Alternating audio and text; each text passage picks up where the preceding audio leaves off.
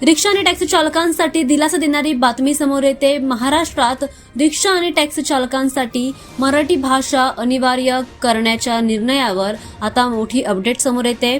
खरं तर राज्य सरकारने 1 मे पासून मराठी भाषा सक्ती लागू करण्याचा निर्णय घेतला आणि यानंतर बऱ्याच संघटनांनी याला विरोध देखील केला। काहींनी याचं समर्थन केलं तर काहींनी याला पूर्णपणे विरोध करत आंदोलनाचा इशारा देखील दिला। मात्र चालक संघटनांच्या आता मागणीनंतर त्यांना अतिरिक्त वेळ देण्यात येत असल्याची बातमी समोर येते।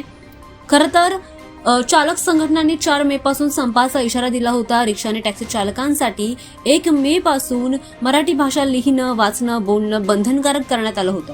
या संदर्भात आज रिक्षा आणि टॅक्सी चालक संघटनांचे परिवहन मंत्री प्रताप सरनाईक यांच्यासोबत बैठक पार पडली आणि या बैठकीनंतर या पत्रकार परिषद घेत सरनाईक यांनी आता सविस्तर माहिती देखील दिली आहे। या संघटनांनी मुदत वाढ मागितली आहे आणि त्यासाठीच मुदत वाढ देण्याची तयारी आता सुरू आहे। मराठी शिकण्यासाठी त्यांना 15 ऑगस्ट पर्यंत मुदत वाढ देणार असल्याची बातमी समोर येते। यावर अजूनही अंतिम निर्णय झालेला नाही, मात्र उद्यापर्यंत यावर अंतिम निर्णय घेऊन तो योग्य निर्णय दिला जाईल आणि त्यानंतर या चालकांना मराठी भाषा शिकण्यासाठी वेळ दिला जाईल असं म्हटलं जात आहे। त्यामुळे रिक्षा आणि टॅक्सी चालकांना आता मोठा दिलासा मिळतोय।